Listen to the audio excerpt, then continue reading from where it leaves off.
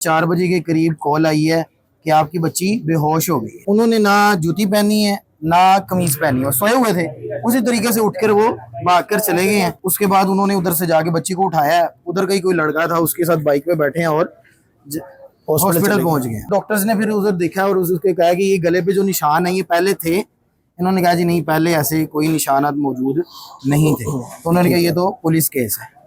ये मुबैना ये किसने स्टेटमेंट आपको ये दी है? 10 साल के किसी भी बच्चे को आप उठाएं, उसको कहीं यार का मतलब ही बता दो, नहीं पता होगा उसको नहीं पता।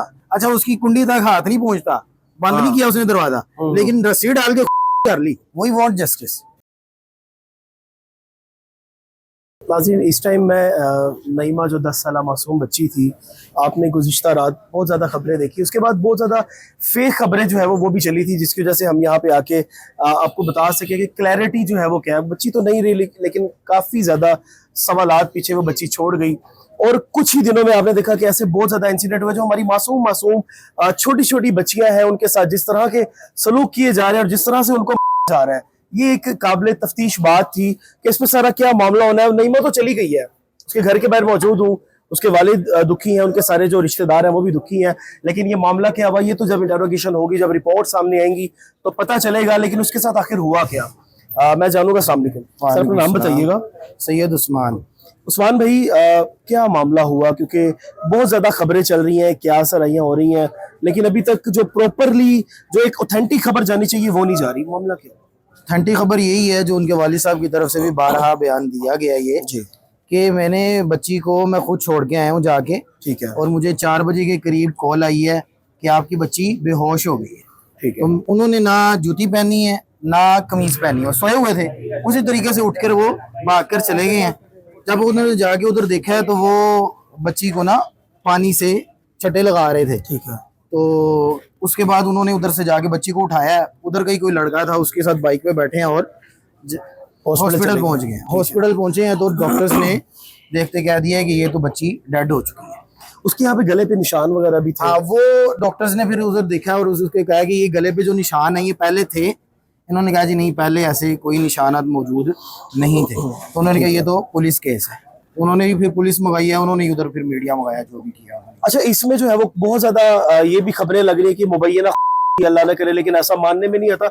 10 साल मासूम बच्ची को जो है उसको शायद पता भी नहीं होगा कि इस तरह से की जाती है। ये गलत बयानी है ना, लोगों की क्या रही है की है मुबैना। किसने स्टेटमेंट आपको ये दी है कि आप ये वाली स्टेटमेंट चलाएं कि मुबैना? ये आपसे यही मैं जो है वो कंफर्म करने आया था कि बहुत ज्यादा जो है वो न्यूज पे थंबनेल्स लग रहे हैं कि बच्ची के साथ मुबैना, जबकि ऐसा कोई भी अभी रिपोर्ट वगैरह अभी तक नहीं आई है। रिपोर्ट भी नहीं आई और किसी ने ये स्टेटमेंट भी नहीं दी। ठीक है, मतलब आपकी हमारी तरफ से किसी ने स्टेटमेंट नहीं दी, यानी कि इधर इलाके में जो खड़े हैं या जो भी मामला था, किसी ने ये स्टेटमेंट नहीं दी कि ये मामला हुआ है उसके साथ। और ना तो ये मुबैना। हाँ, मुबैना। आपको क्या लग रहा है ये हुआ क्या? कैसे हो सकती है? मेरी बात सुने, अभी किसी अक्ल तस्लीम नहीं कर रही ना हमारी भी। 10 साल के किसी भी बच्चे को आप उठाएं, उसको कहीं यार का मतलब ही बता दो, नहीं पता होगा उसको नहीं पता। तो ये बच्ची उसने कर ली। अच्छा, उसकी कुंडी तक हाथ नहीं पहुंचता, बंद नहीं किया उसने दरवाजा, लेकिन रस्सी डाल के कर ली।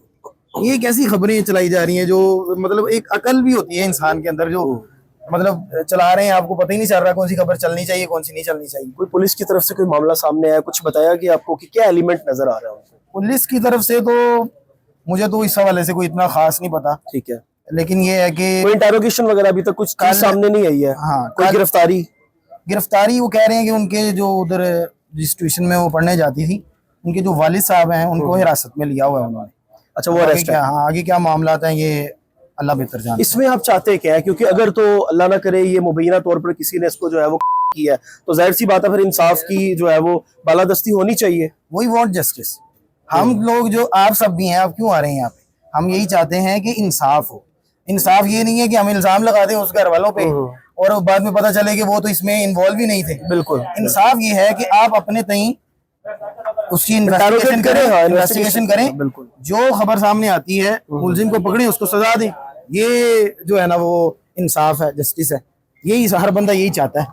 ठीक है, वो वालिद साहब उसके जो हैं वो कल से इंटरव्यू दे के बेचारे जो है ना उनकी हालत नहीं है वो इंटरव्यू देने वाली। अभी मगरिब के बाद फौरन जनाजा है, मगरिब की नमाज के बाद फौरन जनाजा है बाबा शाह कमाल दरबार के अहाते के अंदर। तो वो इस टाइम अपने आप में नहीं है।